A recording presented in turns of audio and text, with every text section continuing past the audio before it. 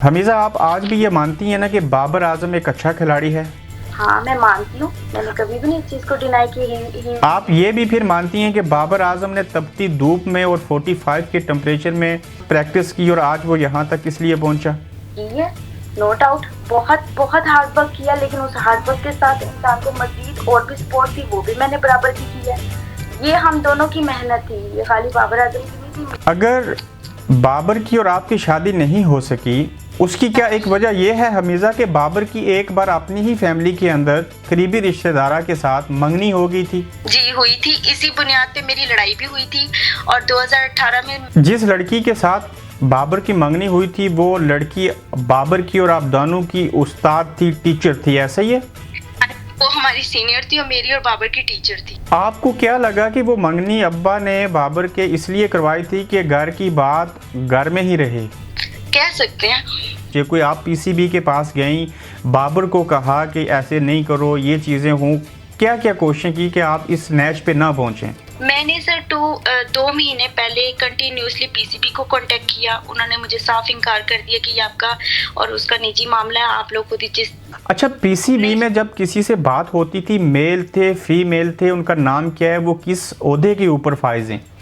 Sir मेरी first time जब बात हुई थी तब इनका पीएसएल हो रहा था क्वारंटाइन से पहले। फर्स्ट टाइम जब मैंने कॉल की थी तो वहाँ पे एक वुमेन प्रेस कॉन्फ्रेंस से पहले उसी दिन सुबह के वक्त पीसीबी को आपने मुतला किया और पीसीबी ने आपको कहा कि जाओ प्रेस कॉन्फ्रेंस कर लो, ये बाबर और आपका निजी मामला है। निजी मामला है, इन्होंने मुझे गो हेड बोल दिया था। मीज़ा, लोग कहते हैं कि माफ़ी भी एक बड़ी चीज़ होती है जो अल्लाह को बेहद पसंद है। क्या आप बाबर को माफ़ नहीं कर सकती?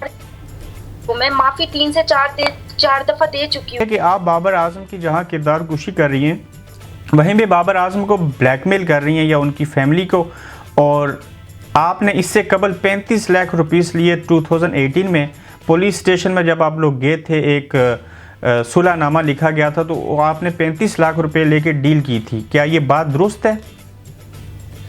ये कितनी नॉनसेंस सी बात है। सबसे बड़ा सवाल ये है कि जिसने ये बात उठाई है, अगर वो बाबर आजम का फैन है तो वो बाबर आजम का फैन नहीं है, वो उसको फंसा रहा है। अगर उन्होंने मुझे 35 लाख दिए तो सवाल ये है कि उन्होंने मुझे 35 लाख क्यों दिए?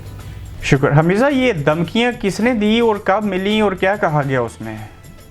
सर जिस दिन से मैंने अपनी प्रेस कॉन्फ्रेंस की हुई थी उस दिन से सिर्फ मुझे जस्ट फोन पे कॉल्स आ रही थी कि तुम ये केस वापस ले लो। हमीज़ा, ये बताएं कि आज आपकी हियरिंग थी अदालत के अंदर, क्या हुआ उसका?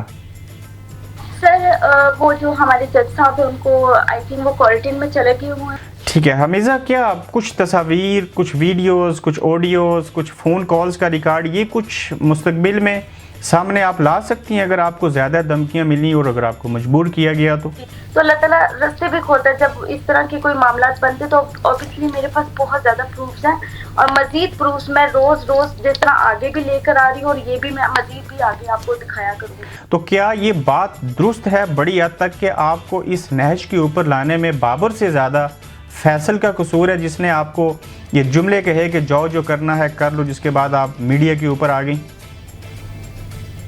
सर इसकी पूरी फैमिली का कसूर है। हमीज़ा, जब मंगनी हो गई थी तो उसके बाद तो आपको भी रियलाइज़ हो जाना चाहिए था कि आप बाबर से कोई आगे तल्लक नहीं बढ़ सकता। नहीं सर, मंगनी जब हुई थी मुझे नहीं पता चला था। एक दिन सडनली हमारे कोई म्यूचुअल फ्रेंड थे। मुझे थोड़ा सा बताएं कि आपको पैसों की ज़रूरत क्यों नहीं है? आप माली एतबार से किस हद तक जो हैं वो बेहतर हैं?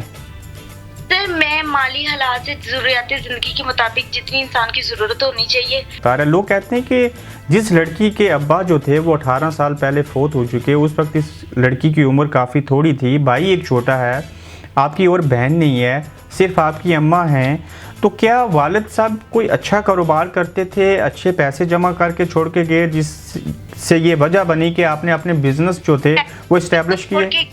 पैसे तो नहीं छोड़ के गए थे, लेकिन मेरे फादर ने भी बहुत स्ट्रगल किया था, वो इसी। तो ये कहा जा रहा है कि आपके वालिद जो थे वो बाबर आजम के वालिद के यहाँ मुलाजमत करते रहे। असल कहानी क्या है? क्या आपके वालिद उनके यहाँ मुलाजमत करते थे या बाबर आजम के वालिद आपके वालिद के साथ मुलाजमत करते थे? मैं आपकी सॉरी बात इंटरप्ट कर रही हूँ। दरअसल ये प्लेटफॉर्म जो है ना, ये एक दूसरे के किरदारों को निजी जिंदगी। तो एंड ऑफ द डे आपको उम्मीद है कि ये केस, ये मामला किसी न किसी नहज के ऊपर जाके सुलझेगा? अल्हम्दुलिल्लाह, इंशाल्लाह मुझे पूरी उम्मीद है। अगर किसी को इस चीज़ का गुरूर है कि मेरे पास पावर है, तो ये उसकी गलतफ़हमी है। इसकी भी महफूज़ रखी और अपनी भी, लेकिन आखिरकार जब तंग हुई है तो फिर ये दरअसल एक कॉन्सेप्ट बन गया, जब तक औरत चीखे चिल्लाए ना दुनिया के सामने, कानून भी नहीं सुनता। यानी कि जिसने, चाहे वो आप थी चाहे बाबर थे, कोर्ट में केस चले, शरई एतबार से जो सज़ा जज़ा जिसको भी मिलेगी उसके लिए आप तैयार हैं? देखिए सर, शरीयत पे आए तो शरीयत में ये भी हर शख्स इस बात को समझता है, लेकिन मेरी को बाबर आजम ने बकरी चोरी नहीं की, मेरा कोई उनसे ज़ाती कोई बुग़्ज़ व अनाद नहीं। हमीज़ा जो कुछ कह रही हैं, हम भी यही चाहते हैं कि इस मामले को सुलझना चाहिए, ये बात आगे नहीं जानी चाहिए।